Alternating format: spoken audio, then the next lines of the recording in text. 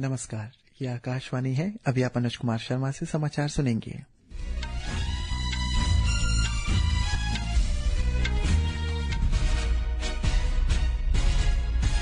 पहले मुख्य समाचार। राष्ट्रपति द्रौपदी मुर्मू ने विकसित भारत के संकल्प को साकार करने के लिए समाज के हर वर्ग के समान अवसरों पर बल दिया। बिहार विधानसभा चुनाव के लिए प्रचार अभियान तेज। प्रधानमंत्री नरेंद्र मोदी आज शाम मेरा बूथ सबसे मजबूत कार्यक्रम के तहत भाजपा एनडीए कार्यकर्ताओं से बातचीत करेंगे। महागठबंधन ने बिहार विधानसभा चुनाव के लिए राष्ट्रीय जनता दल के नेता तेजस्वी यादव को मुख्यमंत्री पद का उम्मीदवार घोषित किया। सेंसेक्स और निफ्टी में जबरदस्त तेजी। सेंसेक्स में 700 अंकों की बढ़ोतरी, निफ्टी 26,000 के ऊपर। अंतर्राष्ट्रीय न्यायालय ने इजरायल से मानवाधिकारों का पालन करने और गाजा में नागरिकों को राहत पहुंचाने के संयुक्त राष्ट्र के प्रयासों में सहयोग करने को कहा। और एडिलेड में भारत ने 3 मैचों की श्रृंखला के दूसरे एकदिवसीय क्रिकेट मैच में ऑस्ट्रेलिया के सामने 265 रन का लक्ष्य रखा। अब समाचार विस्तार से। राष्ट्रपति द्रौपदी मुर्मू ने विकसित भारत के संकल्प को साकार करने के लिए समाज के हर वर्ग, विशेषकर सबसे कमजोर और हाशिए पर पड़े वर्ग के लिए समान अवसर उपलब्ध कराने की जरूरत पर बल दिया। वे आज केरल के राजभवन में पूर्व राष्ट्रपति के आर नारायणन की आवक्ष प्रतिमा के अनावरण के बाद उपस्थित जनसमूह को संबोधित कर रही थी। पूर्व राष्ट्रपति के आर नारायणन के योगदान पर प्रकाश डालते हुए राष्ट्रपति ने कहा है कि उन्होंने अपने पीछे ईमानदारी, करुणा और उच्च लोकतांत्रिक भावना की विरासत छोड़ी है। बिहार विधानसभा चुनाव के लिए प्रचार अभियान तेज हो गया है। जनता दल यूनाइटेड अध्यक्ष और मुख्यमंत्री नीतीश कुमार तथा भारतीय जनता पार्टी के वरिष्ठ नेता एनडीए उम्मीदवारों के समर्थन में प्रचार में जुटे हुए हैं। ब्यौरा हमारे संवाददाता से। बिहार में चुनाव कार्यक्रम की घोषणा के बाद पटना में महागठबंधन के पहले संयुक्त संवाददाता सम्मेलन में राष्ट्रीय जनता दल और कांग्रेस के अलावा विकासशील इंसान पार्टी, तीनों वाम दल और आईपी गुप्ता के नेतृत्व वाली इंडियन इंक्लूसिव पार्टी के नेता भी शामिल हुए। तेजस्वी प्रसाद यादव ने आरोप लगाया कि एनडीए के पास कोई विजन नहीं है। इधर भारतीय जनता पार्टी के वरिष्ठ नेता और केंद्रीय मंत्री गिरिराज सिंह ने कहा कि मुख्यमंत्री नीतीश कुमार और प्रधानमंत्री नरेंद्र मोदी के डर से विपक्ष ने तेजस्वी प्रसाद यादव को महागठबंधन का मुख्यमंत्री पद का चेहरा घोषित किया है। इधर बिहार विधानसभा चुनाव के प्रथम चरण के चुनाव प्रचार में तेजी आ गई है। मुख्यमंत्री नीतीश कुमार ने आज सारण जिले में चुनावी सभाओं को संबोधित किया। महागठबंधन के प्रत्याशी और नेता भी जगह जगह चुनाव प्रचार कर रहे हैं। धर्मेंद्र कुमार राय। प्रधानमंत्री नरेंद्र मोदी आज शाम मेरा बूथ सबसे मजबूत कार्यक्रम के तहत भाजपा एनडीए कार्यकर्ताओं के साथ वर्चुअल संवाद करेंगे। सोशल मीडिया पोस्ट में श्री मोदी ने कहा है कि बिहार विधानसभा चुनाव में भाजपा एनडीए की जीत सुनिश्चित करने के लिए कार्यकर्ता अभूतपूर्व ऊर्जा और समर्पण के साथ मैदान में डटे हुए हैं। उन्होंने कहा है कि जनसंपर्क से लेकर संवाद तक संगठन के हर स्तर पर उनकी भागीदारी एनडीए की सबसे बड़ी ताकत है। प्रधानमंत्री नरेंद्र मोदी ने कहा है कि वह आसियान शिखर सम्मेलन में वर्चुअली शामिल होंगे। सोशल मीडिया पोस्ट में श्री मोदी ने कहा है कि उन्होंने मलेशिया के प्रधानमंत्री अनवर इब्राहिम से बातचीत की और मलेशिया द्वारा आसियान की अध्यक्षता ग्रहण करने पर उन्हें बधाई दी। 47वां आसियान शिखर सम्मेलन इस महीने की 26 से 28 तारीख तक मलेशिया की राजधानी कुआलालंपुर में आयोजित किया जाएगा। देश के विभिन्न भागों में आज भाई बहन का पावन पर्व भाई दूज मनाया जा रहा है। पेश है एक रिपोर्ट। कुछ कम लगे वो घर मुझे जिसमें कोई बहना नहीं।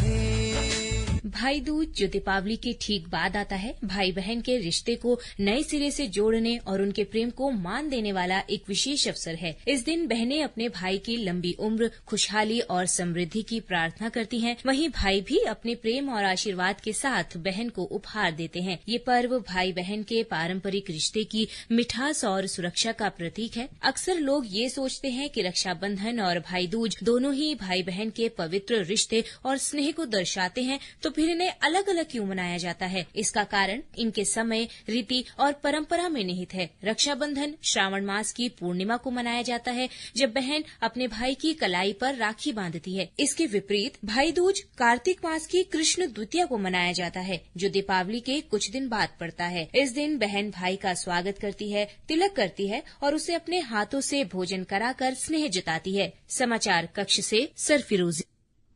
प्रधानमंत्री नरेंद्र मोदी ने इस अवसर पर देशवासियों को शुभकामनाएं दी है।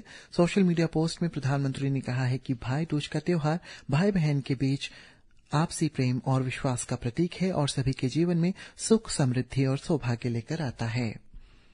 अंतर्राष्ट्रीय न्यायालय ने कहा है कि इजरायल फिलिस्तीनी क्षेत्रों में अंतर्राष्ट्रीय मानवाधिकार कानूनों को बनाए रखने और गाजा में नागरिकों को राहत प्रदान करने के लिए संयुक्त राष्ट्र के साथ सहयोग करने के लिए बाध्य है। बुनियादी जरूरतों में भोजन, पानी, आश्रय, ईंधन और चिकित्सा सेवाएं शामिल है। संयुक्त राष्ट्र महासचिव एंटोनियो गुतरेस ने अंतर्राष्ट्रीय न्यायालय के इस विचार का स्वागत किया और इजरायल से अपने दायित्व के निर्वहन का आग्रह किया। इस बीच इजरायल के विदेश मंत्रालय ने इस राय का कड़ा विरोध करते हुए इसे अंतर्राष्ट्रीय कानून का राजनीतिकरण बताया है। बॉम्बे स्टॉक एक्सचेंज का सेंसेक्स और नेशनल स्टॉक एक्सचेंज के निफ्टी ने आज दोपहर कारोबार में अपनी बढ़त जारी रखी। अंतिम रिपोर्ट आने तक सेंसेक्स 760 अंक बढ़कर 85,186 पर पहुंच गया, जबकि निफ्टी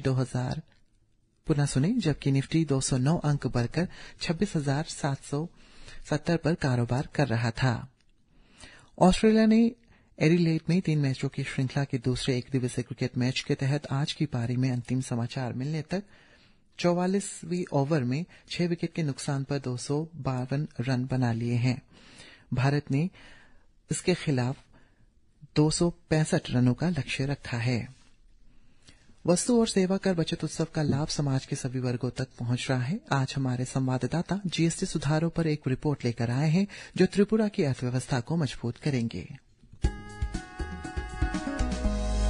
नए जीएसटी सुधार त्रिपुरा के ग्रामीण कारीगरों, किसानों और छोटे व्यापारियों के लिए एक बड़ा प्रोत्साहन है। इन सुधारों से विभिन्न क्षेत्रों में कर का बोझ कम हो गया है, जिससे स्थानीय सामान अधिक किफायती और प्रतिस्पर्धी हो गए हैं। नए कर ढांचे के तहत हथकरघा वस्त्र क्षेत्र में 2,500 रूपये तक के कपड़ों पर जीएसटी 12% से घटकर 5% हो गया है, जिससे 1 लाख से अधिक बुनकर परिवारों को लाभ हुआ है। चाय उद्योग में पैकेज्ड और इंस्टेंट चाय पर कर की दर 18% से घटाकर 5% कर दी गई है, जिससे खुदरा और निर्यात लागत कम हुई है। वहीं खाद्य प्रसंस्करण में क्वीन अनानास और फलों के रस पर जीएसटी 12% से घटाकर 5% कर दिया गया है, जिससे सूक्ष्म और लघु इकाइयों को लाभ हुआ है। जीएसटी में इस कटौती से राज्य के पारंपरिक शिल्प और कृषि उत्पादों को लाभ मिल रहा है, जिससे लोगों को अधिक आय प्राप्त करने और त्रिपुरा की अर्थव्यवस्था को ऊर्जा प्रदान करने में मदद मिली है। समर्थ के साथ दृष्टि पुनियानी, आकाशवाणी। मौसम विभाग ने आंध्र प्रदेश और कर्नाटक में तेज बारिश की चेतावनी जारी की है। विभाग ने अंडमान और निकोबार द्वीप समूह, केरल, माहे, कोंकण और गोवा में भी तेज वर्षा का अनुमान व्यक्त किया है। महाराष्ट्र, कर्नाटक, तमिलनाडु, पुदुचेरी और कराईकल में भी ऐसी स्थिति रहने की संभावना है। मौसम विभाग ने लक्षद्वीप, मध्य प्रदेश, ओडिशा और तेलंगाना में भी गरज के साथ बारिश का अनुमान व्यक्त किया है। प्रधानमंत्री नरेंद्र मोदी ने आज कहा है कि देश के जहाज निर्माण और समुद्री पारिस्थितिकी तंत्र को पुनर्जीवित करने के लिए सरकार का 8 अरब अमेरिकी डॉलर का पैकेज कोई सामान्य बजट नहीं बल्कि महत्वाकांक्षा का संकेत है।